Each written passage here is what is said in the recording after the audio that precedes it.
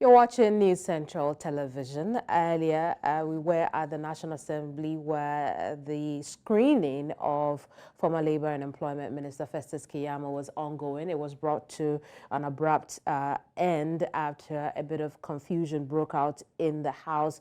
We know that the screening has been postponed because of the closure of session today. We'll tell you more in subsequent broadcasts here on News Central TV. Right now, however, let's talk about Niger. Now, the corridors of power in West Africa are fraught with uncertainty as the region grapples with a tense standoff precipitated by a military coup in Niger. The crisis has thrust the Economic Community of West African States, ECOWAS, into the spotlight, testing its resolve and unity in the face of a challenge that threatens to upend the delicate balance of governance and security across the subcontinent. Now, as the clock has ended for the deadline for a threatened military intervention, the world watches closely to decipher the intricacies of this unfolding drama. Now, the coup in Niger, led by General Abdourahmane Tchiani, has ignited a series of events that have laid bare the multifaceted dynamics driving the responses of both ECOWAS member states and external actors. Amidst the backdrop of escalating tensions, regional divisions, and a surge in armed activities, questions abound regarding the effectiveness of ECOWAS's actions, the role of Western powers, and the potential consequences for stability throughout West Africa. With an expired deadline in the rear, all parties and observers with bated breath ask, what happens next? Today, we'll make an attempt at answering this question on The Square. I am Kemini Amano, and you're welcome to Village Square Africa. It's been a while we've come your way for obvious reason, the screening at the National Assembly. But joining our gathering now are Mauli Dake, who is an African affairs analyst. He's joining us from Accra, Ghana. We also have Bala Abdullahi, who's a security expert from Katsina State. Well, my understanding is that Bala will join us a little later in our conversation. So how about we start off with Mauli? Mauli, you're welcome to The Square. Mauli, we cannot hear you. My guess is you may be muted. If you can unmute yourself so we can, kick the show. Yeah, I'm actually not muted, so you should be able to hear me. Can you hear me now? We still can't hear you, so we will rework that. I see. My understanding is that, Mauli, we can hear you, and so let's get a show on the road. The deadline has expired. President Tinubu didn't get the clearance to use Nigeria's military against its neighbor Niger. How would you assess how things have played out so far? Great.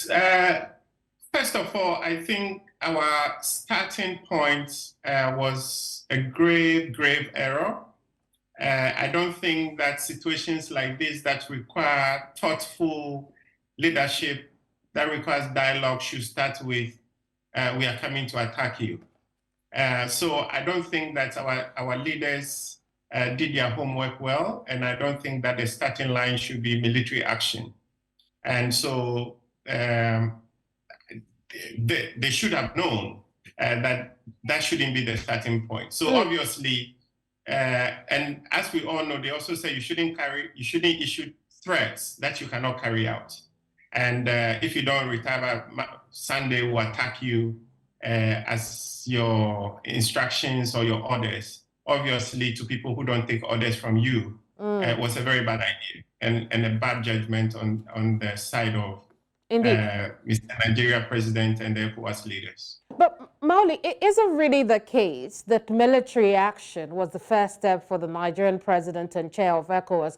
Because when you squint a little, some sanctions were meted out to Niger, including the closure of borders with Nigeria, including ensuring cutting off electricity to Niger. Military action seemed to have been the last bit. And let me also add that there were attempts to dialogue with Abdourahmane Tchiani in Niger, all of which have fallen through. And so military action really wasn't the first option for President Tinubu, was it? Well, so really, this threat came a few days into the situation in Niger. So it didn't come at a time that you said they have carefully exhausted any meaningful dialogue or other options. And regardless, I don't think that this is an issue that is solvable through a military intervention. It has serious implications. So to even arrive at that military option, I think that required a bit more thoughtful, serious thinking. And I don't think we saw that. So obviously, it is not an option. So far, I don't know any expert that says that this is an option that can restore democracy in Niger, apart from the West African leaders who are issuing the threat. So I don't see how this is going to work. Indeed. They don't take orders from Nigeria or anybody else. They are exerting their own sovereignty or their will. And it's worrying that at this stage, we will have this many coups in the region. So it should worry everybody, but I don't think that the solution or what we should be rushing into is military action, because I don't think it is a solution or it will help address the situation in any way. Indeed. One of the things that has happened post the deadline is the fact that the military leadership in Niger has closed airspace to all travel, citing Nigeria's threats to invade it militarily. Obviously, this is a bold move by the military leadership in Niger. But what I want us to analyze now, given the backdrop of what you have said already, if you cannot, undertake a threat, do not make it. And the fact that Nigerian military leaders have been able to make another bold move to close their airspace. What does this say about the military on one hand, and how does it make ECOWAS look? With ECOWAS, as some of us have always said, that we have been our leadership has been our worst enemy. It's unfortunate that we are in the situation that we find ourselves. And looking at the kind of leaders we are dealing with, we are talking about President Tinubu and his colleagues that are threatening the military intervention. There are also people that may not like to carry the shame, as our Nigerians would say. So I am afraid that they may attempt to fulfill their promise to intervene militarily. And I think that it will lead to severe consequences, considering the solidarity that Niger is receiving from their neighbors and other Francophone countries. So it will not be a military intervention in Niger. It has serious implications for the entire region. And I think that if there are people who can speak to our leaders and get them to reason up, because as for war, as the politicians in Ghana say, any idiot can start a war. Anybody at all can start a war. So it is not a difficult thing for someone with so much power and military at his command to give directive for military intervention. That can easily be done. But once that step is taken, we have to be ready for the consequences, and we are not. And it is not going to be in the interest of democracy. It is not going to be in the interest of the people of Niger. So I don't think that we should proceed in that direction.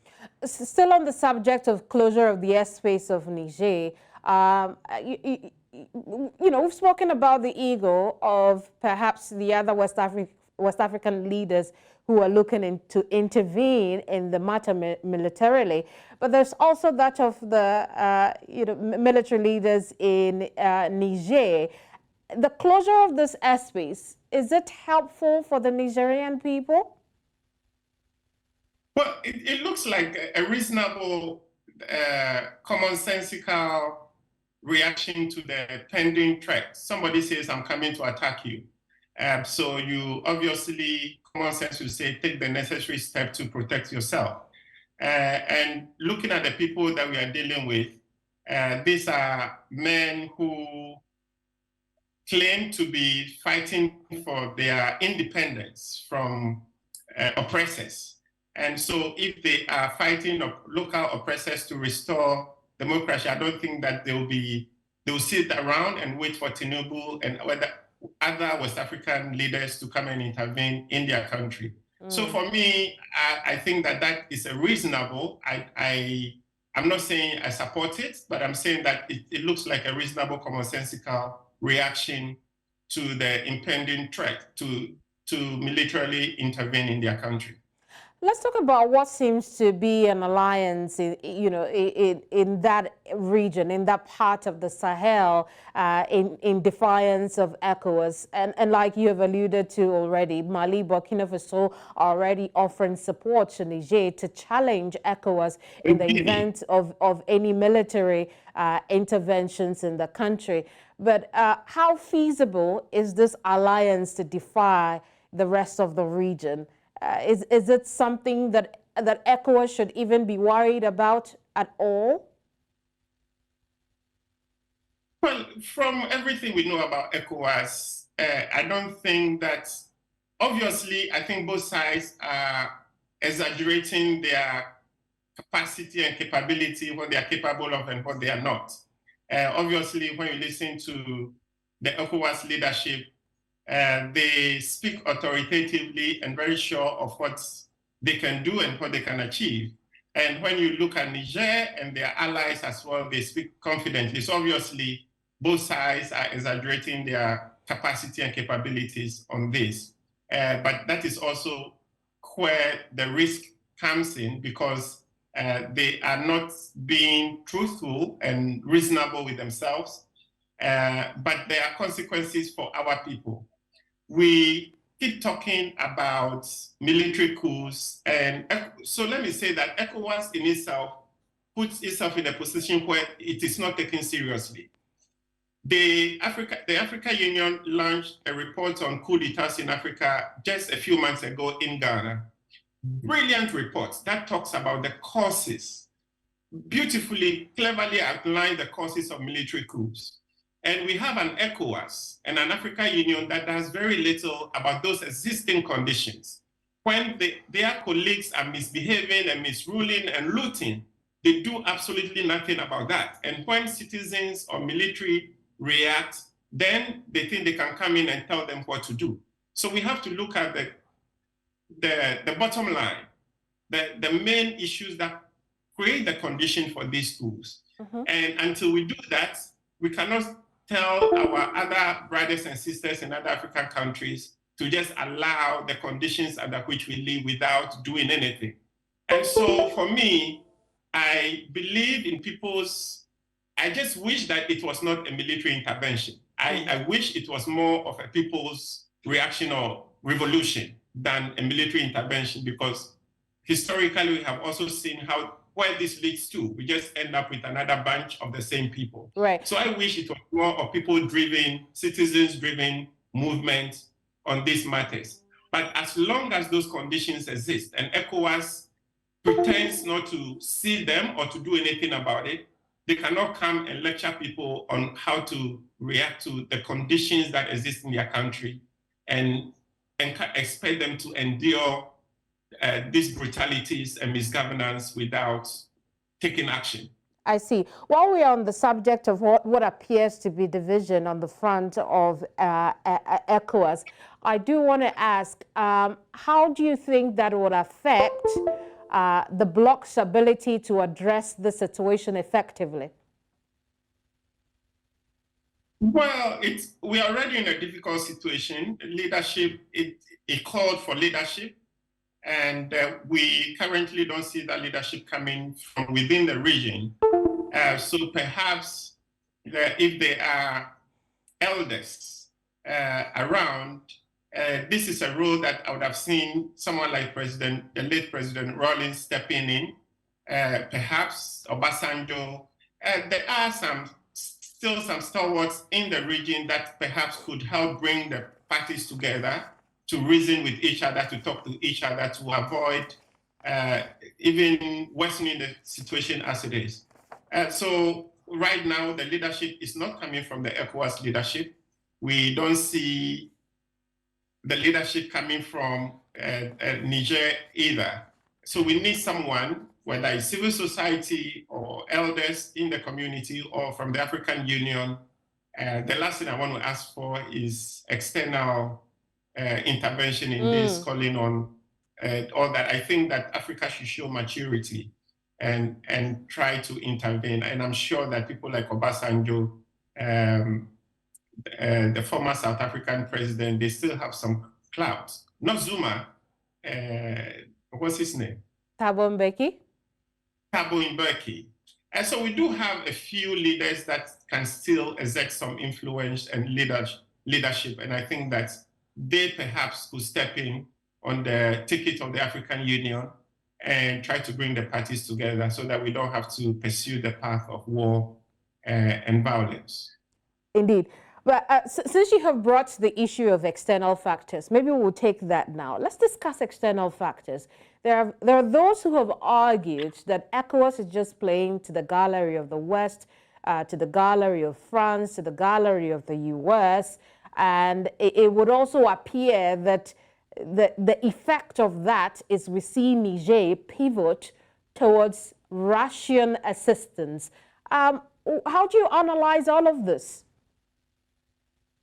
Well, I think what we have heard from the experts and the analysts so far do confirm that fear that there are big external players at stake, which has been the reality of most West African countries, especially the Francophone countries.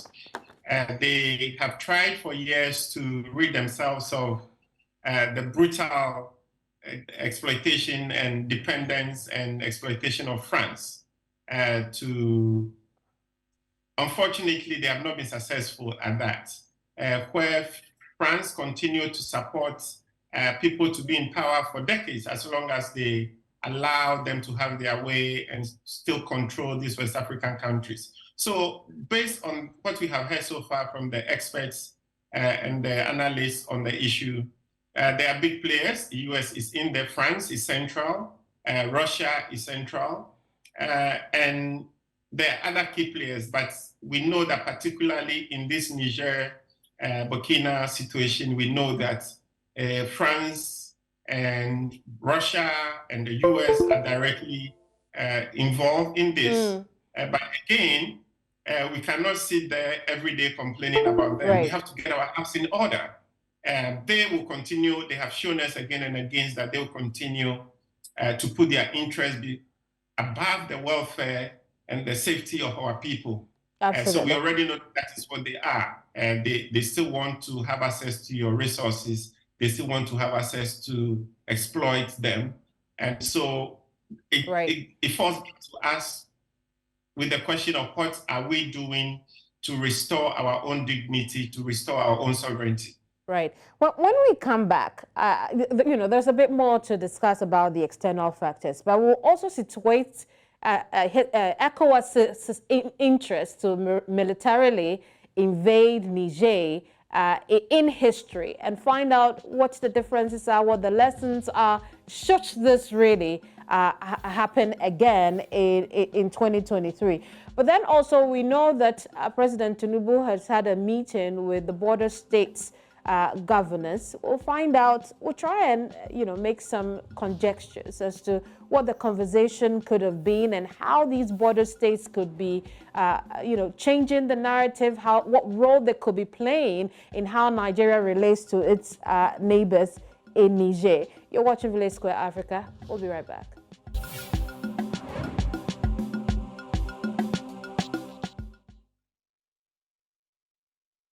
Today on The Square, we are discussing events unfolding in Niger, particularly between the country and the Economic Community of West African States, ECOWAS.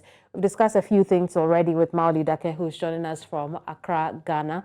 But right now, we are also joined by Basil Abia, who is a researcher. Thank you so much for your time here, Basil, and thank you, Mauli, for your patience. I do want to start with you, Basil, because you've missed a chunk of the conversation already. You know how things have developed up until now, and just before we went on the break, we were talking about, the effect of external influence on how things have panned out between ECOWAS and Niger. I wonder what your readings have been into it. What can you share? I'll be honest with you. I'm going to downplay external influence here. And this is because it's important to situate local context. And most analysis, especially from Western-based analysts, they've been pushing this sort of theory that Russia, Wagner Group, of course, and then France, as well as that of the US, all have their interests and are pushing towards this. Obviously, this comes into the equation right now with regards to the power vacuum that is now available due to the coup. But the coup was always going to come. It was going to happen. Nigerian analysts and researchers, for instance, like Abdourahmane Idrissa, tells us of, and this is through a number of papers and news interviews that he has granted over the last 2 weeks. He tells us of the CNSP basically pushing for this coup as a result of this being their last option. Don't forget that the current head of the junta, or the head of the CNSP, General Tchiani, was until this coup, was the head of the presidential guards. Mm-hmm. And you know how important head of the presidential guards are, even in the context of Nigeria, for instance. We saw that once President Tinubu got into office, he changed the current head of presidential guard brigades to someone who is from his region, and that's because it's a very sensitive position. So in the context of General Tchiani, he got wind that President Bazoum, or the erstwhile Nigerian President Bazoum, was going to sack him, and has been ruling over the sack for over a couple of weeks. And so when he got wind of the planned sack, he decided to strike. And this is because there's been an ongoing conflict over the last 2-3 years. Don't forget that the former president of Niger, before Bazoum, President Issoufou, was the person who actually got Tchiani into that position as, of course, the head of presidential guards. And this was immediately after he had won his election, taken over President Mohamedou Tanja. So there's a lot of political play involved. That particular position, the head of the presidential brigade, is a very sensitive one security-wise. It is also a very sensitive one in terms of like the amount of rents that are accrued or unshared, the corruption that is heavily involved. Do not get me wrong, that military governing elite in Niamey and in Niger, they're incredibly corrupt. There are a lot of defense deals that happen, and the mere fact that Tchiani and his allies were going to lose out due to the sack and the wipeout by Bazoum scared them. Don't forget, Bazoum was also thinking of carrying out an overhaul of the entire defense structure, and he wanted to start first with Niamey, especially his own presidential palace. So if you start first with the presidential palace, you make sure you put your allies there. Mm-hmm. There are some reports from Niamey, especially Nigerian analysts, saying that this Tchiani guy could have been carrying out the actions of Issoufou, not fully confirmed, of course. It's very important that you marry all of these perspectives. But I am downplaying the opinion that this was some very complex strategy carried out by the Kremlin and Russia and Wagner Group to ensure that this coup is carried out, so they could have access, of course, to the So Basil, just two things I want you to clarify for me. The military has said time without number that the reason they are carrying out the coup is because they are unhappy about how the nation is being run under President Bazoum. But you're telling us that it could be much more than that. This could also be because Tchiani was going to lose his job and perhaps his share of the cake of Niger? Absolutely, absolutely. I do not agree that they were angry with the handling of the security situation. Obviously, this is not to say that Bazoum has a pass mark. even though Western journalists over the last 2 years, they've been praising President Bazoum for handling the jihadi situation, especially in northern and southeastern Niger Republic.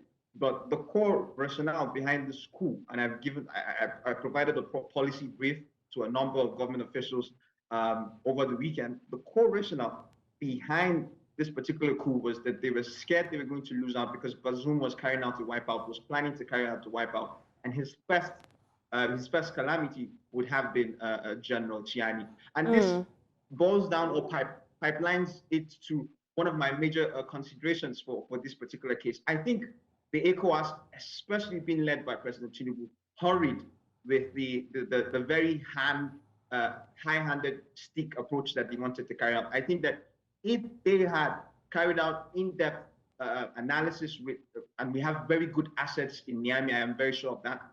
The NIA in Niamey, for instance, will have gotten this core information available on their table. What would have happened is that once they had gathered this information, this very sensitive information, they would have crafted out by now, they would have crafted out a government of national unity offer to the junta rather than push and cut power supply access to them, which is going to obviously ruin our diplomatic relations with Niger. Don't forget, we have a 50-year-long bilateral arrangement where we supply them power so we do not dam the upper Niger, where, of course, Niger is heavily involved in that sense. And if they dam the Niger from where Niger is, the flow velocity of the River Niger would affect power production, especially on Shiroro and Kainji. So it was for Nigeria, it was not only a national security issue, it was also a national energy security issue to be able to sign those arrangements and agreements with Niger. And we curtailed on that, we derailed on that arrangement when we decided to cut off power supply. So that has worsened the situation. That was going to make any form of negotiation harder, but we can still course correct. It's very important to course correct. And with this full rationale information already available, my thinking is that if President Tinubu really wants to ensure that he amicably sorts out the situation, he should get very trusted diplomatic experts, and together with someone like President Obasanjo, get them on the plane to Niamey and push for a government of national unity with a couple of infrastructure projects involved in the deal that sweetens the deal, so we no longer have to look at a military intervention as the last option.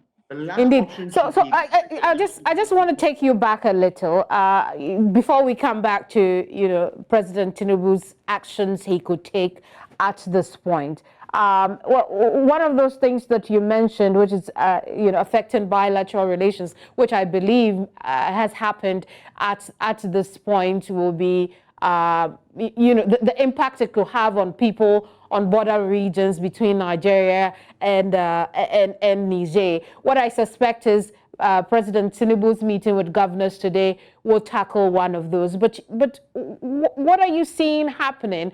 Relations between those at in these border states and those in Niger? Well, obviously, first and foremost, trust me, if you're a Nigerian right now, if you're living in those border towns, especially when you're interacting with Nigerians, there's a form of I would say aggravation or agitation that is now happening.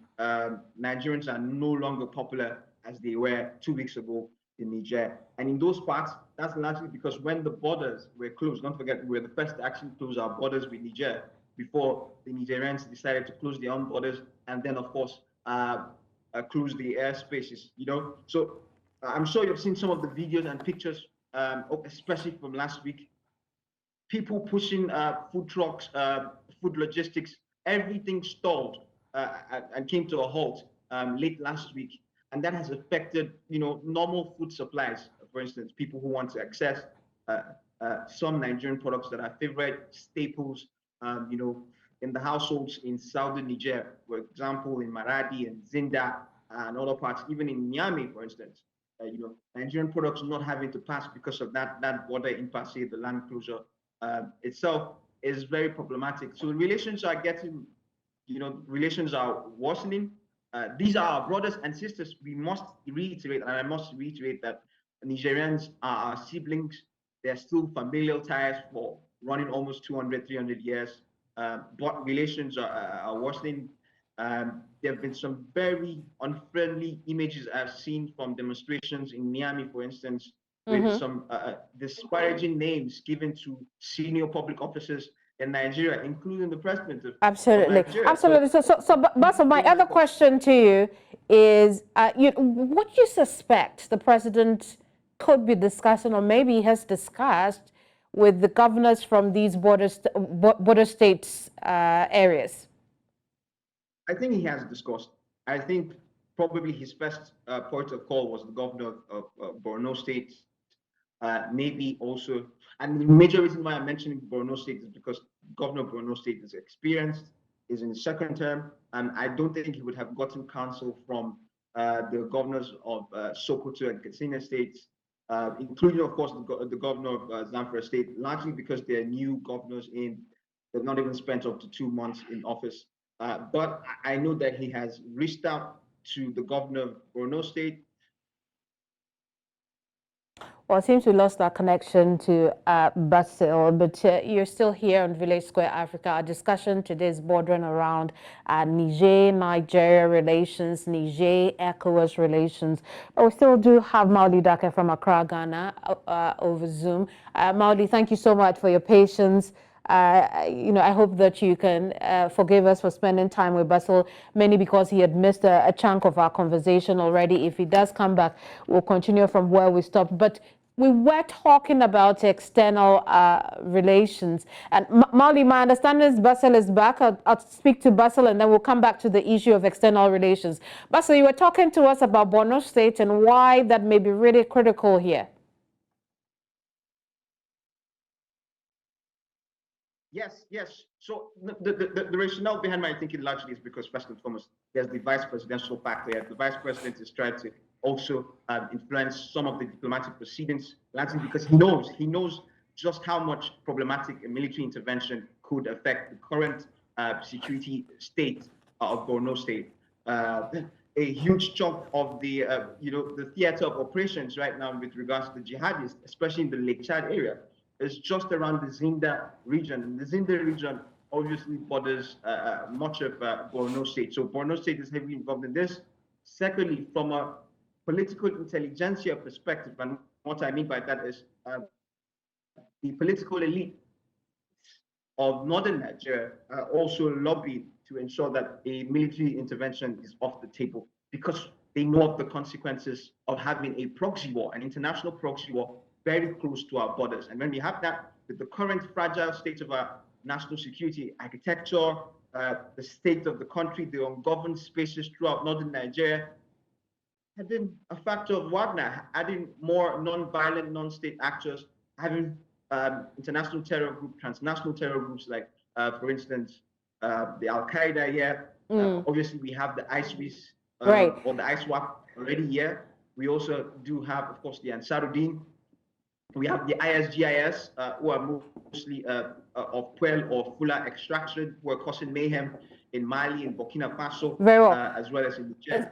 So Bassel, I'm going to come back. Yeah. I'm going to come back and take you up on that, particularly on how this could impact not only the fight against insurgency, but how it could also empower the insurgents in those areas. And perhaps that'll be the last thing we'll look at. But let me fast forward to the conversation because I'm told I have only about 5 minutes to go.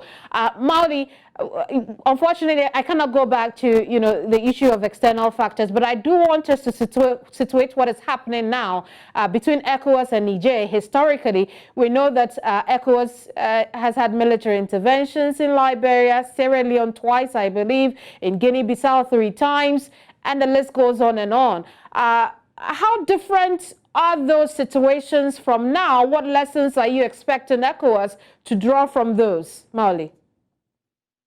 Yes, great points.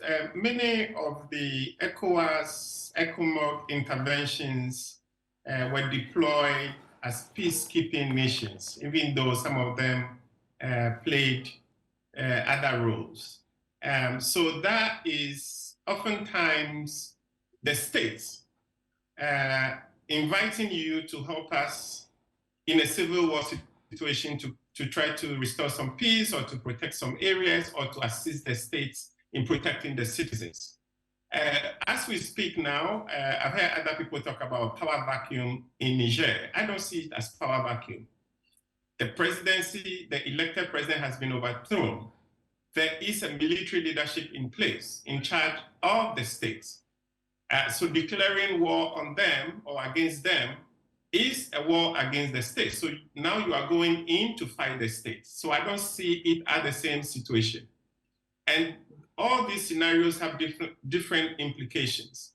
So if the state is under attack and you are going in there to work with the states to help defend the state against the civil or internal enemy, that's a different thing from declaring war against the state. So I don't see it as a power vacuum. I see it as a change. There is a change. I'm sure some people are still hoping that the new regime will fall apart or restore this thing to the former president. But as I see it, it's game over. I see. So it would seem as though the point now should be strategy over the egos, whether it's ego of ECOWAS or it's that of Niger.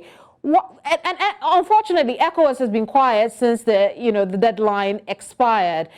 For me, the question now would be, how should ECOWAS deal with this strategically above its ego? Basil, I'll start with you.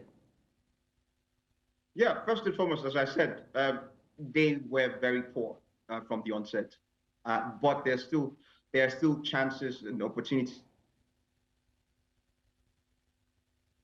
Well, I think we lost Basil's connection. Mauli, the same question to you. Strategy over ego. What should ECOWAS be doing now? What should we hear next from ECOWAS? Well, I think that it's going to be difficult. The situation we are in, there is no easy way out. There's no one solution. And they themselves have put themselves in a very difficult position. But they must show leadership and recognize, as many experts upon experts have said, that the military intervention is a dangerous one and it's not going to solve the problem. So they should at least have the leadership courage to rescind that path and come back to the leadership calls for solutions. So there's no easy solution, but that is why they are leaders. They should come back to the table and try to find ways that work. But we must all make it clear that the military intervention is not in our name and it won't work.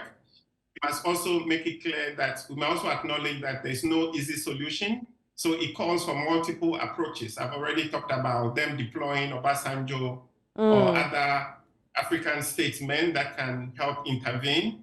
And finally, as part of this conversation, they can't, if you look at the faces of the so-called ECOWAS leaders sitting there talking about no military coups, it's even annoying seeing many of their faces. So we cannot have this conversation without having a conversation about addressing the fundamental concerns of our citizens who are living in poverty, who are living under dictatorship, who are living under corrupt and bad leadership in the region. I think that Mauli, I just want to spend the last 30 seconds with Basil so he can finish his point. Basil, I was asking earlier, is it a source of worry for you that we haven't heard from ECOWAS? And if we were to hear from ECOWAS, what should ECOWAS be doing, particularly so that insurgents are not empowered and it doesn't have any impact on the battle against insurgency? Three things. First thing first, remove the military intervention option off the table. That should not even be our last resort call. It is very problematic. It is only going to worsen our current transnational security problem, especially on the Sahelian belt, which is just on the northern fringes of the ECOWAS region. Secondly, approach Niamey with a new diplomatic, non-kinetic strategy, and that non-kinetic strategy includes a government of national unity offer that ensures that somewhere, somehow, we're able to get Tchiani and Bazoum back on the table. That gives us a new, that gives us a new model for how we're going to carry out subsequent, if of course other coups. Indeed, gentlemen, I'm afraid we have to end our conversation here, but this is a very fluid situation unfolding every minute, every day, and I hope we can meet again on this subject matter. Thank you for a great conversation, Maoli and Basil.